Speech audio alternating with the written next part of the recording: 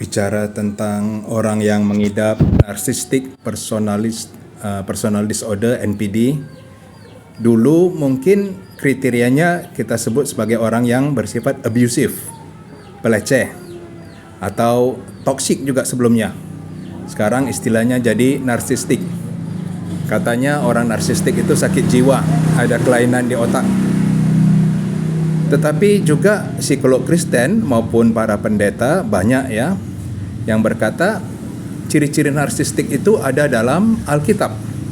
Mereka sebagian besar mengutip dari 2 Timotius 3 ayat 1-5, di mana ada beberapa ciri-ciri yang bisa kita baca seperti mencintai diri sendiri, hamba uang, membual, menyombongkan diri, pemfitnah, berontak terhadap orang tua, tidak tahu berterima kasih, tidak mempedulikan agama, tidak tahu mengasihi, tidak mau berdamai, suka menjelekkan orang, tidak dapat mengekang diri, garang. Biasanya kalau garang itu sama yang lebih lemah ya, nggak pernah yang lebih kuat.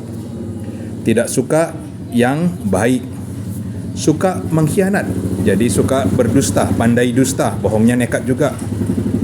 Tidak berpikir panjang, berlagak tahu, lebih menuruti hawa nafsu daripada menuruti Allah.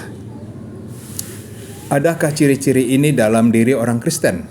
Bukankah orang kalau sudah lahir baru, sudah bertobat, seharusnya hidupnya diperbaharui Roh Kudus? Ya, kalau kita baca lebih lanjut di ayat 5, dikatakan di situ harus waspada. Kenapa?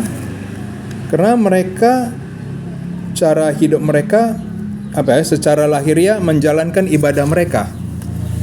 Dan surat 2 Timotius 2 ini ditujukan kepada komunitas Kristen, kepada orang Kristen, kepada orang yang sudah percaya, bukan tentang orang yang di luar gereja. Jadi secara lahiriah menjalankan ibadah artinya mungkin mereka aktif di gereja, mereka aktif beribadah, tapi hakikatnya mereka bukan Kristen. Pesan Paulus di ayat 5 ini, jauhilah mereka, hindari. Orang toksik, abusive, narsistik ini harus kita hindari. Tapi kan tidak selamanya kita bisa menghindari. Bagaimana jika bos kita yang narsistik? Apa kita hindari? Cari kerja lain. Tidak mudah mencari pekerjaan. Bagi yang mau pindah, silakan. Bagi yang tidak bisa pindah, mungkin karena faktor usia, tidak bisa lagi bekerja, sulit mencari pekerjaan. Nah, bagaimana? Ternyata Yesus mencoba menghindari juga orang-orang negatif. Namun orang-orang negatif itu terus mengejar Yesus. Matius pasal 12 mengatakan bahwa orang Farisi bersekongkol untuk membunuh Yesus.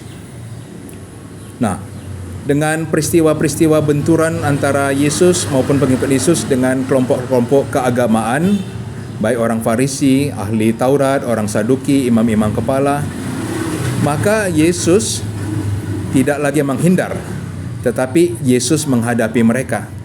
Ini paling jelas diantaranya di Matius 23, di mana dikatakan ahli-ahli Taurat dan orang-orang Farisi telah menduduki kursi Musa. Artinya mereka orang-orang penting. Yesus mengatakan, ikutilah ajaran mereka, tetapi jangan perbuatan mereka. Matius 23 ini patut dibaca keseluruhannya. Nah, ayat 5 dikatakan, semua pekerjaan yang mereka lakukan hanya dimaksud supaya dilihat orang. Mereka memakai tali sembahyang yang lebar dan jubah yang panjang. Jadi, pekerjaan mereka bukan untuk memuliakan Tuhan, tetapi supaya dilihat orang. Mengapa? Karena mereka membutuhkan pengakuan, mereka membutuhkan pengaruh, mereka membutuhkan korban untuk dijerat, dipikat, dan diperdaya, sehingga mereka bisa menguasai. Nah, ciri-ciri yang diberikan Yesus juga sebenarnya ya mirip dengan apa yang disebut oleh Paulus dalam 2 Timotius 3 tersebut.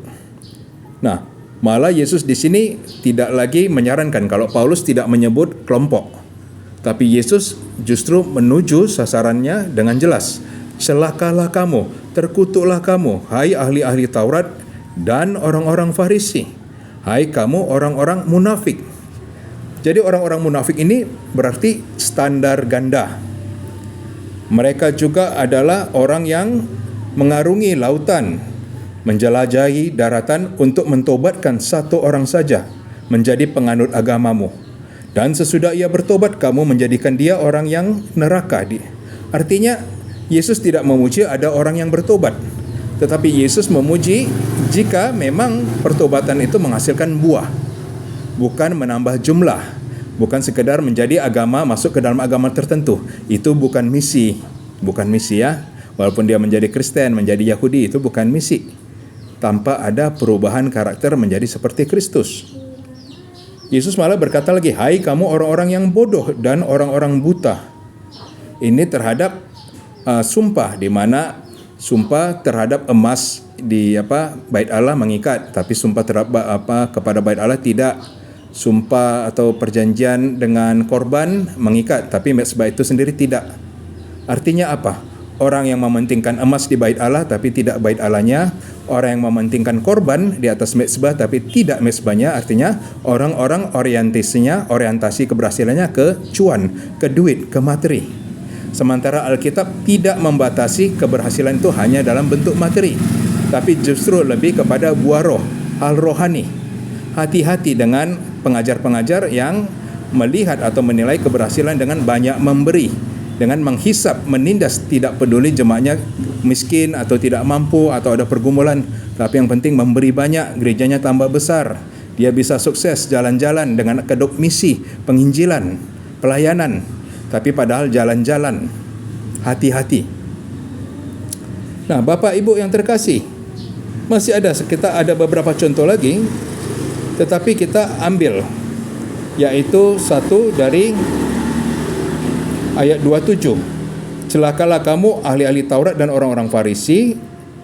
Nah, kamu sama seperti kuburan yang dilabur putih, yang sebelah luarnya memang bersih tampaknya, tetapi yang sebelah dalamnya penuh tulang belulang dan berbagai jenis kotoran. Artinya apa? Artinya tampilan luar orang ini religius. Kembali saya teringat pada 2 Timotius 3 ayat 5. Secara lahiriah mereka menjalankan ibadah mereka. Jadi orang yang saleh beragama bisa jadi itu hanya kedok. Orang yang tampaknya religius, tampaknya peduli penginjilan, peduli misi, peduli orang lain, bisa jadi itu hanya kedok supaya dia punya pengaruh, supaya dia bisa punya pengikut. Tapi lihatlah apakah dia mau berkorban. Apakah dia berani mengorbankan dirinya, kepentingannya untuk orang lain. Jika orang lain itu benar-benar membutuhkan, atau jika ada orang yang difitnah, nah dia berani pasang badan. Tetapi jika tidak, ya itu namanya bisnis, tawar-menawar. Kita timbang untung rugi. Maka Yesus menjadikan dirinya sebagai gembala yang baik, yaitu gembala yang memberikan nyawanya kepada domba-dombanya. Kita teringat pada Injil Yohanes pasal yang ke-10. Akulah gembala yang baik yang memberikan nyawa bagi domba-domba. Yesus juga menyatakan dirinya sebagai sahabat. Sahabat yang baik memberikan nyawanya bagi sahabat-sahabatnya. Dan Paulus berani berkata di dalam 2 Timotius 3 ayat 10 untuk menjadikan ikutilah ajaranku, ikutilah perbuatanku, ikutilah kasihku, ikutilah teladanku. Artinya Paulus bukan di sini mengatakan aku orang narsis, tetapi justru Paulus berkata ikut aku teladan. Jika aku tidak meneladani Yesus, jangan ikut aku.